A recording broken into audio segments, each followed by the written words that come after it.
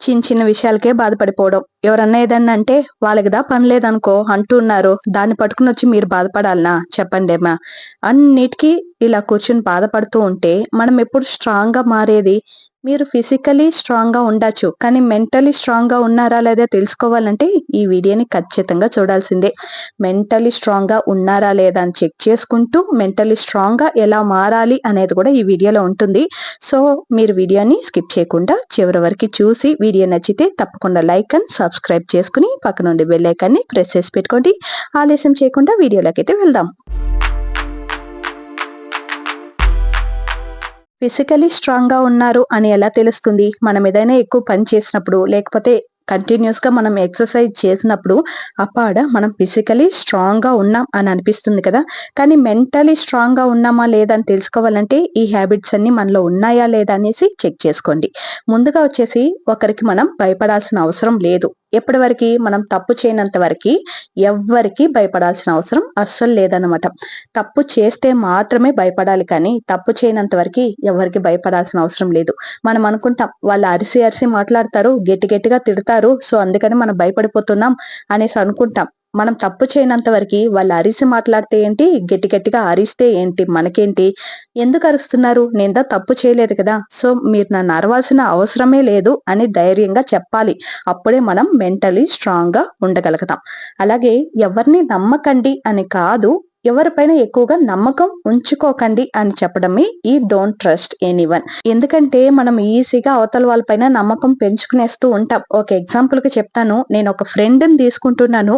ఆ ఫ్రెండ్ ప్లేస్‌లో మీరు ఒక లవర్‌ని పెట్టుకోవచ్చు. మీ రిలేషన్‌షిప్‌లో ఎవరినైనా పెట్టుకోవచ్చు. నేను ఒక ఎగ్జాంపుల్‌కి ఒక ఫ్రెండ్‌ని తీసుకుంటున్నాను. మనం ఒక బెస్ట్ ఫ్రెండ్ అని ఒకరిని నమ్ముతామనమాట. వాడెప్పుడు మనకే సపోర్ట్ చేస్తాడు. వాడెప్పుడు నాతోనే ఉంటాడు అని నమ్ముతాం. కానీ వాళ్ళు కూడా అలా అనుకుంటున్నారా లేదా అని మనకి తెలీదు కదా! నువ్వైతే అనుకుంటూ ఉన్నావు బెస్ట్ ఫ్రెండ్‌ని. కానీ అవతల వాళ్ళు అనుకుంటున్నారా లేదా? నువ్వు బెస్ట్ ఫ్రెండ్‌గా ఉంటున్నావా లేదా అనేసి వాళ్ళకి మాత్రమే తెలుస్తుంది. ఇలా కొన్ని రోజులు మీ ఫ్రెండ్‌షిప్ బానే జరుగుతూ ఉంటుంది. కొన్ని రోజులకి నీ బిహేవియర్ నచ్చకపోవచ్చు. లేకపోతే నీకంటే బెస్ట్ ఫ్రెండ్ ఇంకొకరెవరైనా దొరకచ్చు.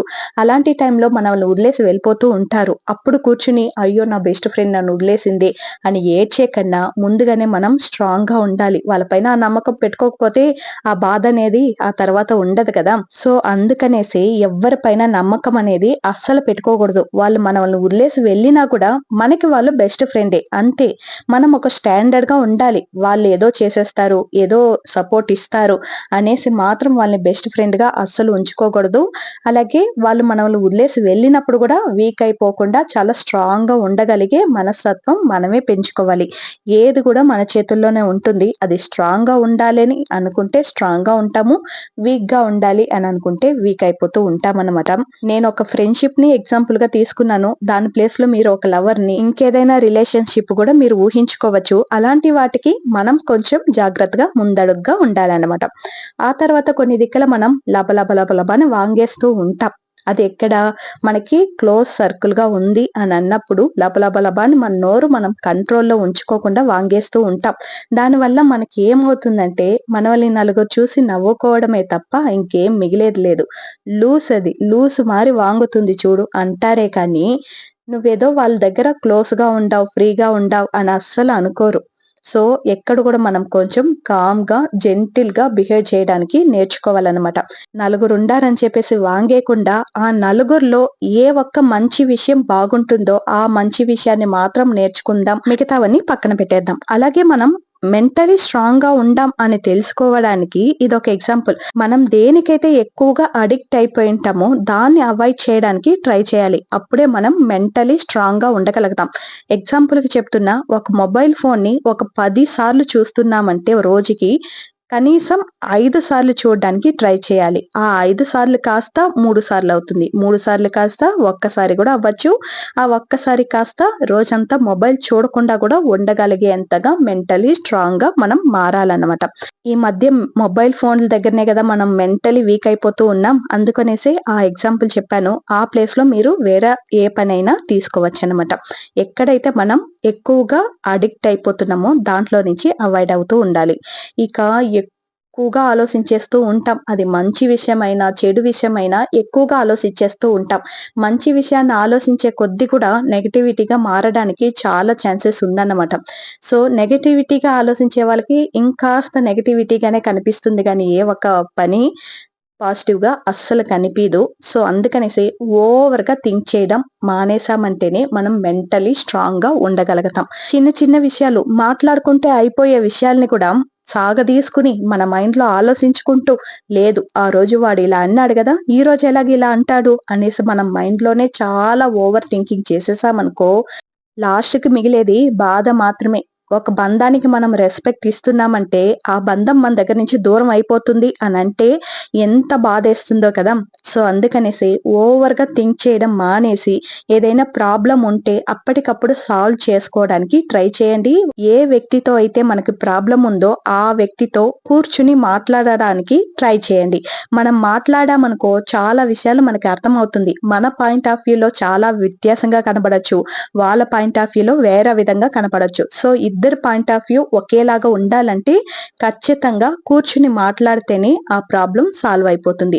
అది మానేసి ఓవర్‌గా థింక్ చేసుకుంటూ కూర్చుంటే ఏది మిగలదన్నమాట. సో, అలాగా ఓవర్ థింకింగ్ గూడా స్టాప్ చేశామంటే మనం మెంటల్లీ స్ట్రాంగ్‌గా ఉండగలుగుతామన్నమాట. ఏ ఒక్క విషయమైనా షార్ట్ ఔట్ చేసుకోవడానికే ట్రై చేయాలి. ఎప్పుడూ సాగదీసుకోవడానికి ట్రై చేయకండి.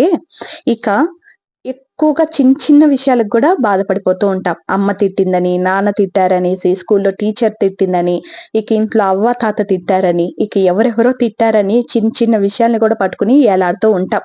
వాళ్ళెందుకు తిడతారు? మనం ఏదైనా తప్పు చేసుంటే మాత్రం తిడతారు. ఒకవేళ మనం తప్పు చేయకుండా వాళ్ళు తిడుతున్నారంటే నీకు అడిగే హక్కుంది కదా! నోరు తెరిసి అడిగామంటేనే మనం సగం స్ట్రాంగ్‌గా మారిపోయినట్లు. అది మానేసి వాళ్ళు తిడుతున్నారని తిట్లు తీసుకుంటూనే ఉన్నామంటే, తప్పు చేయకుండా మనం తిట్లు తీసుకుంటూనే ఉన్నామంటే, ఎప్పటికీ మనం వీక్‌గానే ఉంటాం కానీ, స్ట్రాంగ్‌గా మారడానికి అవకాశమే ఉండదనమాట. సపోజ్ మీరు తప్పు చేయకపోతే ధైర్యంగా నన్నెందుకు తిడుతున్నారని ఖచ్చితంగా అడగండి. అప్పుడు మీరు మెంటల్లీ స్ట్రాంగ్‌గా ఉండగలుగుతారు. ఆ తర్వాత చిన్న ఫెయిల్యూర్‌కి గూడా డిసప్పాయింట్ అయిపోవడం, డిప్రెషన్‌కి వెళ్ళిపోవడం ఇలాంటివన్నీ జరుగుతూ ఉంటుంది.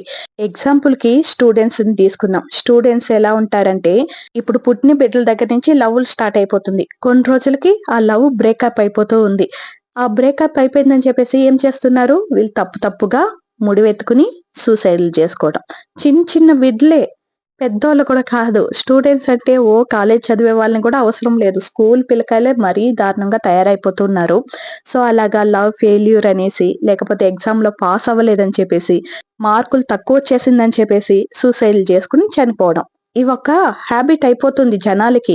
ఎందుకంటే అంత వీక్‌గా ఉంటారు మెంటలీ వాళ్ళు. అందుకే వాళ్ళు ఇలాంటి డిసిషన్ తీసుకుంటున్నారు. ఫెయిల్యూర్ అయిపోయామనుకో అందులో నుంచి చాలా లెర్న్ చేయనవుతుంది. చాలా విషయాలు మనం తెలుసుకుంటాం అందులో. సో, అప్పుడు మనం సక్సెస్‌కి దగ్గరలో ఉండామనే అర్థం. అంతేగాని ఎప్పుడు చూసినా మనం ఫెయిల్ అయిపోతూనే ఉన్నామనుకుంటే ఫెయిల్ అవుతూనే ఉంటాము. కొంచెం దాంట్లో నుంచి మనం మిస్టేక్ చేశాము. సో, నెక్స్ట్ టైమ్ ఏం మిస్టేక్ చేయకూడదు అని చెప్పేసి నేర్చుకుంటేనే మూవ్ ఆన్ అవ్వగలుగుతాం. అది మానేసి నేను ఫెయిల్ అయిపోయాను, అది అయిపోయాను అని చెప్పేసి కూర్చొని దిగులు పడితే ఏం ప్రయోజనం అయితే ఉండదు కదా! దిగులు మాత్రమే మిచ్చమవుతుంది. సో, అందుకనేసి ఎప్పుడూ కూర్చొని ఏడవకుండా నెక్స్ట్ ఏం చేయాలి అని ఆలోచించాలి. నాకు చదువెందుకు ఎక్కడం లేదు అని ఆలోచించి చదవడానికి ట్రై చేయాలి. నేనెందుకు ఫెయిల్ అయిపోతున్నాను అని ఆలోచించి ఫెయిల్ అవ్వకుండా ఉండడానికి ట్రై చేయాలి. లవ్‌లో ఫెయిల్యూర్ అయిపోతే మీరు చూడాల్సింది చాలా సక్సెస్ ఇంకా వెనకుంది. సో, అందుకే ఈ లవ్‌లో ఫెయిల్యూర్ అయిపోయావు అనే అర్థమే కానీ, అక్కడితో నీ జీవితం ముగిసిపోయింది. పోయి పైనుంచి దూకి సావు అనే అర్థం కానే కాదు. సో, చిన్న పిల్లలు బాగా అర్థం చేసుకోవాల్సింది ఈ 3 పాయింట్లు. ఇలా చిన్న ఫెయిల్యూర్‌కి గూడా సూసైడ్‌లు అనేసి ఓవర్‌గా థింక్ చేసి సావకండ్రా బాబోయ్! కొంచెం మెచ్యూర్డ్‌గా ఆలోచించి మనకి జీవితం చాలా ఉంది. ఇందులో ఫెయిల్ అయిపోతే ఇంకాస్త దండిగా నేర్చుకోగలుగుతాం అని ఆలోచిస్తేనే చాలు. ఒక స్టూడెంటే కాదు పెద్దోళ్ళు గూడా బిజినెస్‌లో లాస్ అయిపోయాము, వర్క్ చేసేదిక లాస్ అయిపోయాము అని చెప్పేసి సచ్చిపోతున్నారు. మీరు సస్తే సస్తారు కానీ మిమ్మల్ని నమ్ముకొనొచ్చిన ఫ్యామిలీని కూడా కొంచెం ఆలోచించాలి కదా! మీ పాటికి మీరు వెళ్ళిపోతే వాళ్ళని అనాథలు చేస్తారా ఏంటి? సో, అందుకనేసి ఫెయిల్యూర్‌కి ఎప్పుడు భయపడకండి. Be strong. అలాగే ఇది ముందు చెప్పిన పాయింటే. కానీ ఇందులో కొంచెం వ్యత్యాసం ఉందన్నమాట. అక్కడ ఫ్రెండ్‌షిప్ లేదా లవర్స్ ఇలాంటి వాళ్ళు మోసం చేసి వెళ్ళిపోతే మనం స్ట్రాంగ్ గా ఉండాలి అని చెప్పాను. ఇక్కడ వచ్చేసి మన రిలేషన్షిప్ లో మనకి చాలా క్లోజ్, వీళ్ళు లేకపోతే మనం బతకలేము అనే వాళ్ళంతా కూడా చాలా వరకు చనిపోతూనే ఉంటారు. మనం లైఫ్ లో చూస్తూనే ఉంటాం అనమాట. సో మనం లాస్ట్ వరకు మనతో కూడా ఉంటారు అనే పర్సన్ చనిపోయినా కూడా ఊరికే డిప్రెషన్ లోకి వెళ్ళిపోకుండా అందులో నుంచి బయట ఎలా రావాలి అని నేర్చుకోవాలే కానీ, అయ్యో! దీంతో మన లైఫ్ మొత్తమే ఖాళీ అయిపోయింది అని కూర్చుంటే మాత్రం ఏదే చేయలేమనమాట. వాళ్ళు చనిపోయారంటే అదొక ట్రూత్. ఆ నిజాన్ని మనం యాక్సెప్ట్ చేయాలే కానీ, అయ్యో! వెళ్ళిపోయారే మన లైఫ్ అంతేనా? అంతేనా? అంటూ కూర్చోకూడదు. సో, ఎవ్వరు ఏమైనా మీరు డిప్రెషన్‌లోకి వెళ్ళిపోవడం, లేకపోతే బాధపడుతూ కూర్చోవడం వల్ల ఒక్క ప్రయోజనం కూడా ఉండదు. అందులో నుంచి బయటొచ్చి మనల్ని నమ్ముకున్న మన ఫ్యామిలీని మనం ఎలా కాపాడగలగాలి అనేసి కొంచెం ఆలోచించి స్ట్రాంగ్‌గా నిలబడ్డామంటే మాత్రమే మన లైఫ్‌ని మనం లీడ్ చేయగలుగుతాము. లేకపోతే మనం కూర్చున్న చోటనే కూర్చుండిపోతామన్నమాట. ఇంకొకరి పైన మాత్రం అస్సలు డిపెండ్ అవ్వకండి. ఎప్పటికీ మనతో పాటు మనం మాత్రమే ఉంటాం. ఇంకెవ్వరు ఉండరనమాట. అది మాత్రం మన మైండ్‌కి అప్పుడప్పుడు చెప్తూ ఉండండి. మనం చచ్చిపోయేదాకా మనతో కూడా ఉండేది ఎవరంటే మనం మాత్రమే ఉంటామనమాట. ఇంకెవ్వరే ఉండరు. మన చుట్టుపక్కల మనం ఎంతో ప్రాణం అనుకునే వాళ్ళు కూడా మనల్ని సగంలో వదిలేసి వెళ్ళాల్సిన టైం కూడా రావచ్చు. సో, అలాంటి వాటినన్నీ కూడా మనం ఫేస్ చేయడానికి రెడీగా ఉండాలి అని చెప్పడానికే ఇలా చెప్తున్నాను. ఎవ్వరు మన పక్కన ఉంటారు, మనకి భయమే లేదు అని అస్సలు అనుకోకండి. ఎవ్వరి పైన డిపెండ్ అవ్వకండి. మీ సెల్ఫ్ పైన మాత్రం డిపెండ్ అవ్వండి. అప్పుడే మనం ఫిజికల్లీ స్ట్రాంగ్‌గా ఉంటాము. అలాగే మెంటల్లీ స్ట్రాంగ్‌గా ఉండగలుగుతాం. లేదు నా వల్ల ఏదే కాదు, వాళ్ళు లేకపోతే నా బతుకే లేదు అని అనుకున్నామనుకో, ఆ క్షణంలోనే మనం కూడా చచ్చిపోతామనమాట. ఆ తర్వాత మనల్ని నమ్ముకుని ఉండే ఫ్యామిలీని ఎవరు రన్ చేస్తారు? మనం తప్ప మన ఫ్యామిలీని ఇంకెవ్వరు అంత బాగా చూసుకోరనమాట. అది ఎవ్వరైనా సరే, అమ్మ నాన్నకి మించి ఫ్యామిలీని ఇంకెవ్వరే బాగా చూసుకోరనమాట. బిడ్డలకి ఏం కావాలి, ఏ పూటకి ఏం చేయాలి అనేసి ఒక అమ్మ నాన్నకి మాత్రమే తెలుస్తుంది. సో, మన పిల్లల్ని మనం అనాథలుగా వదలకూడదు. ఒకరు లేకపోతే ఇంకొకరు ఆ లైఫ్‌ని లీడ్ చేయడానికి మాత్రమే ట్రై చేయాలి. ఎప్పుడు మనకి మనం మాత్రమే ఉండామని స్ట్రాంగ్‌గా బిలీవ్ చేయాలి. ఐ హోప్ ఈ వీడియో మీకు నచ్చిందని నేను అనుకుంటూ ఉన్నాను. నచ్చినట్లయితే ప్లీజ్ కామెంట్‌లో తెలపండి ఎలా ఉండింది ఏంటి అనేది. అలాగే వీడియో నచ్చితే లైక్ అండ్ సబ్స్క్రైబ్ చేసుకొని పక్కనుండే బెల్ ఐకాన్‌ని కూడా ప్రెస్ చేసి పెట్టుకోండి. అప్పుడే నేను వేసే ప్రతి వీడియో మీకు వెంటనే నోటిఫికేషన్ వస్తుంది. ఈ వీడియో ఎవరికి యూస్ అవుతుంది అని అనిపిస్తుందో ప్లీజ్ వాళ్ళకి షేర్ చేసేయండి. ఈ వీడియోలో ఫస్ట్ చెప్పాల్సింది ఇప్పుడు చెప్తున్నాను. ఈ వీడియోలో నైట్ రొటీన్ స్టార్ట్ అయ్యి నెక్స్ట్ డే మార్నింగ్ వరకు రన్ అయిందనమాట. ఏమైనా అర్థం కాకపోతే కామెంట్‌లో తెలపండి. నేను మీకు రిప్లై ఇవ్వడానికి ట్రై చేస్తాను. ఇంతవరకు వీడియో చూసిన ప్రతి ఒక్కరికి ధన్యవాదాలు.